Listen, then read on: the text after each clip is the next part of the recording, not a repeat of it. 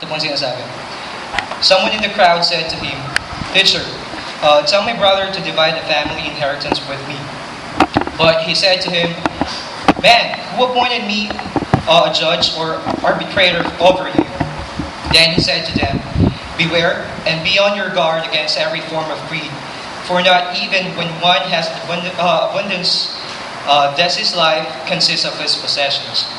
And he told to them a parable, saying, "The land of a rich man was very productive, and he began reasoning to himself, saying, 'What shall I do, since I have no place to store my crops?' Then he said, 'This is what I will do. I will tear down my barns and build larger ones, and there I will store all my grains and my goods. And I will say to my soul, so you have many goods laid up for many years to come. Take your ease, eat, drink, and be merry.' But God said to him, 'You fool, this very night of your soul is required of you. And now, who will own what you have prepared?' So, verse 21. So is the man who stores up treasures for himself and not is rich toward God." Ngayon po ay ating hilingin si Brother Zaire.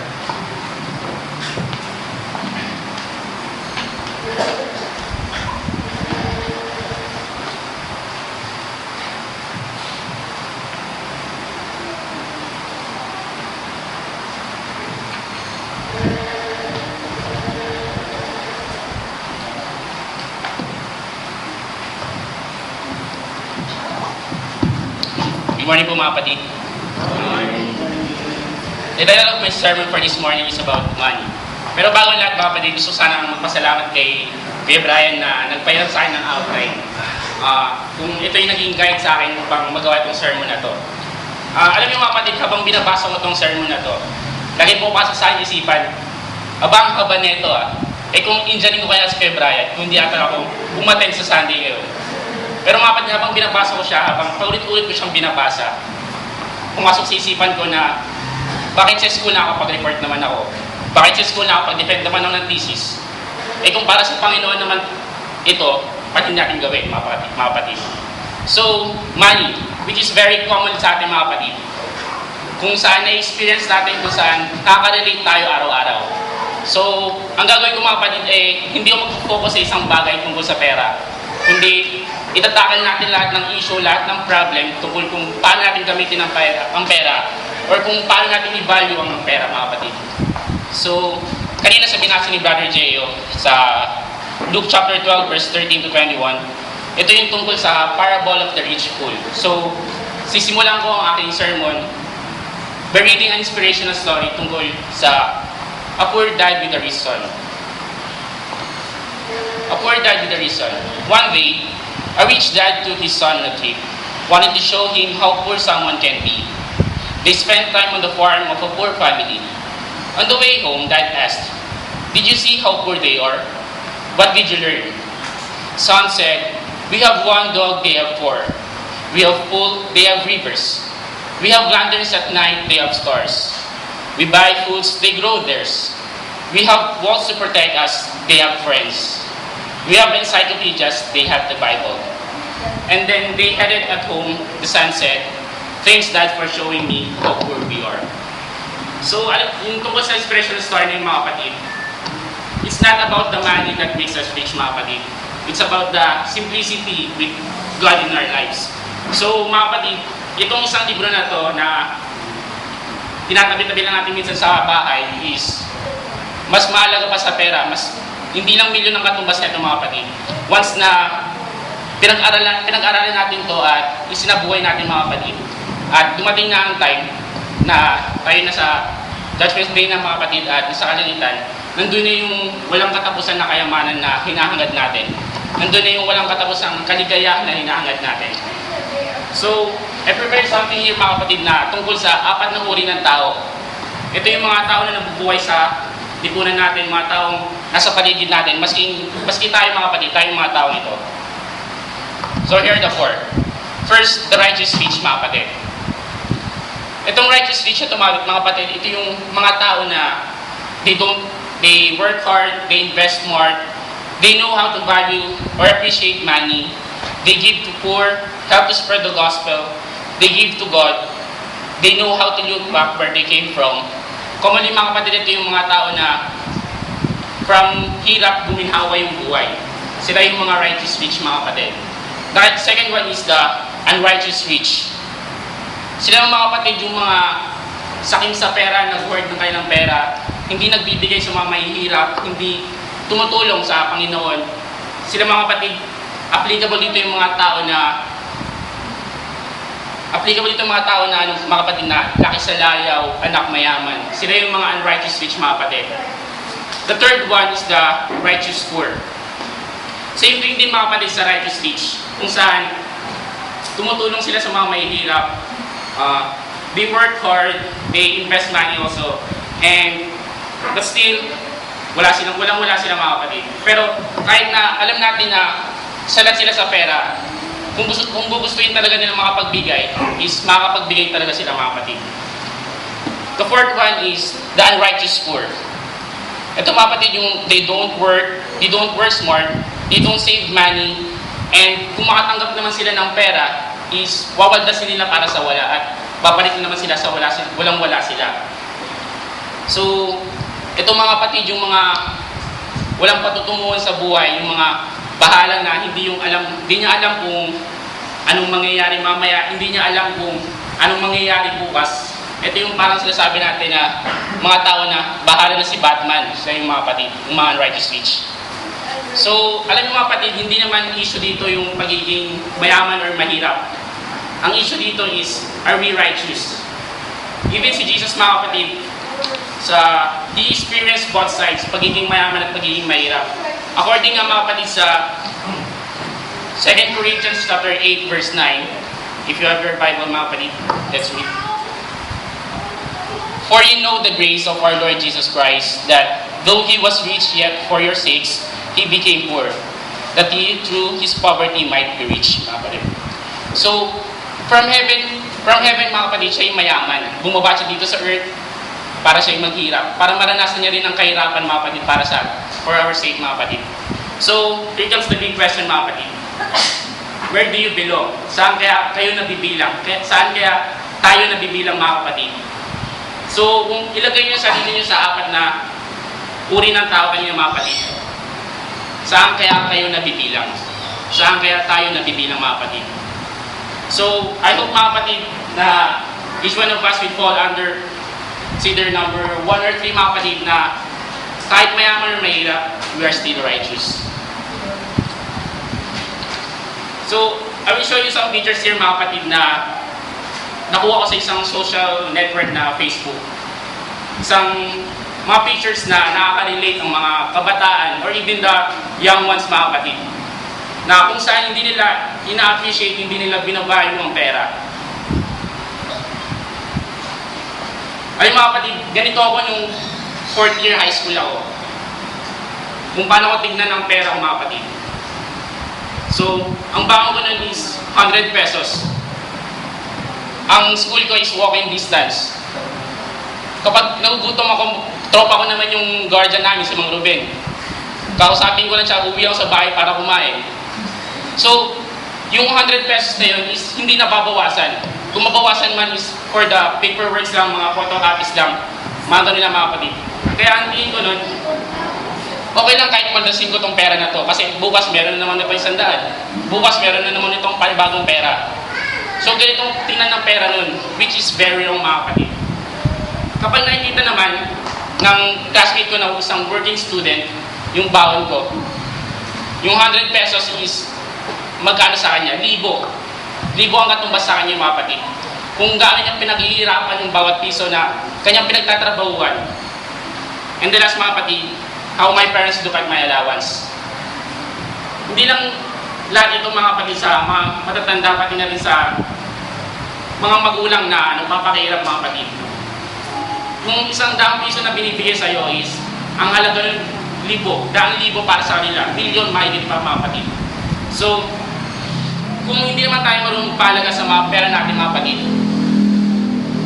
hindi huwag na natin tawagin ng ating sarili na isang Kristiyano. Huwag na natin tawagin natin sarili na tao mga kapatid. So, lagi sana natin itatak sa mga isip na mga kabataan, mga kapatid, na ang piso na pinaghihirapan ng iyong magulang ay katumbas na milyon o para sa kanila. Lalo na kung pinaghihirapan nila ito. Lalo na kung dugod pawis ang buo nila dito, mga kapatid.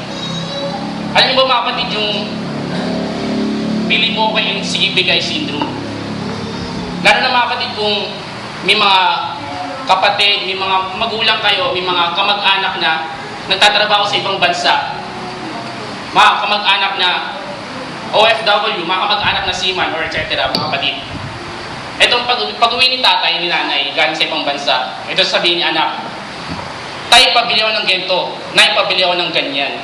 Ito naman si anak, ito naman si nanay, si tatay, sasabihin niya, sige anak, pumili ka lang, sige anak, ibibigay ko lahat. Alam niyo mga kapatid, huwag sana natin gawing spoiled yung mga anak natin tungkol sa mga material ng bagay. At sa mga anak naman, pagdating sana dito ni nanay at tatay, galing sa ibang bansa, tara tay, simba tayo.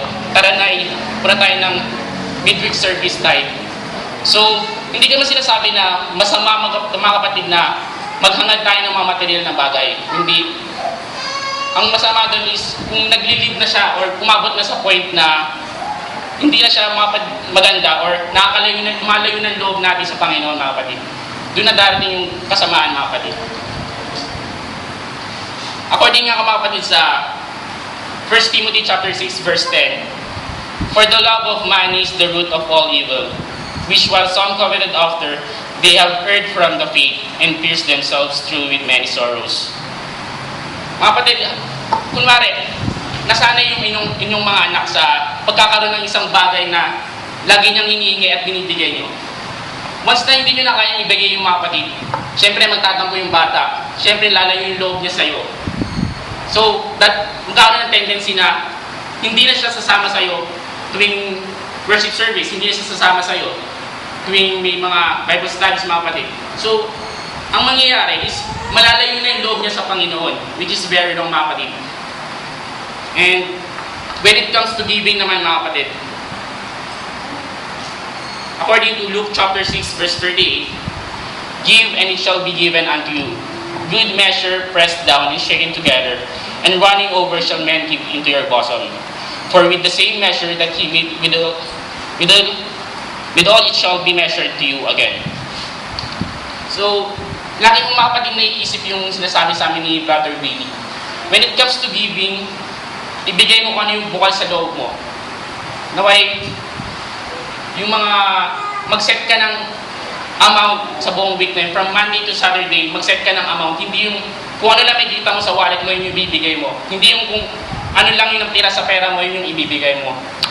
Kaya hindi mo sinabi mga kapatid na, hindi mo nagsabi ng specific amount na magbigay ang Panginoon, mga kapatid. Kundi kung ano lang yung bukal sa iyong puso, kung ano lang yung bukal sa iyong damdamin, mga kapatid.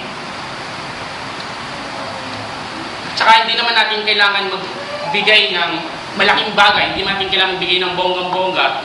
So, basta galing sa iyong puso, yun ang mahalaga, mga kapatid. And this is very short lang, mga kapatid, kasi alam ko na very common naman sa atin itong pera.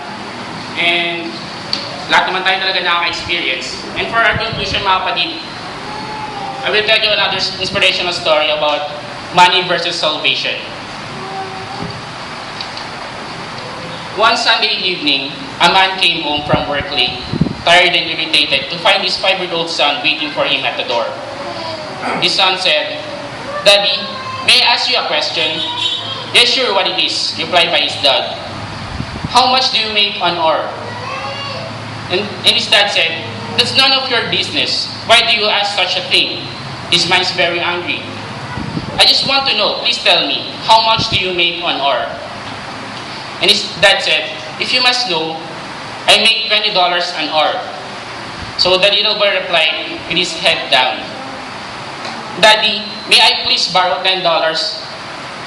Then the father was furious. "If the only reason you ask that is so you can borrow some money to buy a silly toy or some other nonsense, then you march yourself straight to your room and go to bed.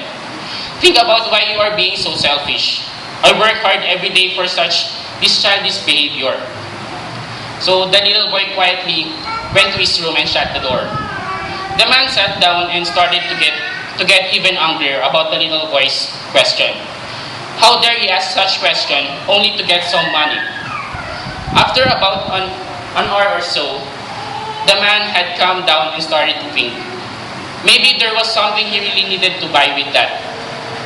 $10, and even before he didn't ask money from me, the man went to the door of the little boy's room and opened the door.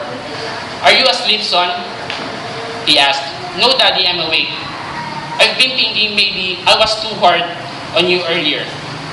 It's been a long day and I took out my aggravation on you. Here's the $10 you asked for. The little boy sat straight up and he's smiling. Oh, thank you, Daddy. Then, reaching under his pillow, he pulled out something crumpled bills. The man saw the boy that he had already money, started to get angry again. The little boy slowly counted out his money and then looked up at his father. Why do you want more money if you already have some? Because his son said, because I didn't have money, but now I do. His daddy said, Daddy, I have $20 now. Can I buy an hour of your time? Yung sabi kanyang anak. Please don't leave this Sunday. I want to be with you in the church. So the father was crushed. He put his arms around his little son and he begged for his forgiveness. Mga kapatid, kung kayo nasa kalagayan ng ama, ipagpapalit nyo ba ang araw ng linggo para sa inyong trabaho? Ipagpapalit nyo ba ang araw ng linggo para hindi makasama ang Panginoon? Ipagpapalit nyo ba ang isang araw sa linggo na yon upang mabawasan lamang inyong sweldo sa isang araw? Upang mabawasan lamang ng isang katating na sentimo sa inyong pera, mga kapatid, sa inyong sahod? Ipagpapalit nyo ba ang araw na yon? Mga kapatid, hindi naman humihingi ng kahit anong halaga ang Panginoon. Isipin natin na yung batang iyon is si Jesus. Humihingi siya sa iyo ng time, humihingi siya sa iyo ng araw lamang sa isang linggo. At yung linggo, mga kapatid. So, hanggat maaari, mga kapatid, huwag sana natin ipagpalit ang araw ng linggo para lang sa trabaho, para lang makapagbanding sa iba, para lang makapaglaro sa iba, mga kapatid. Huwag sana natin ipagpalit ang araw ng linggo para sa ibang bagay. Kundi, isama natin itong linggo na to upang makasama ang Panginoon at makasama mga mahal natin sa buhay sa araw na iyon. So, lagi natin itataksan ng mga kapatid sa ating isipan na hindi pera or kahit anumang bagay ang magpapayaman sa atin. Sana, muli mga kapatid, sana ilagay natin ang mga sarili natin sa first and third na uri ng tao, mga kapatid.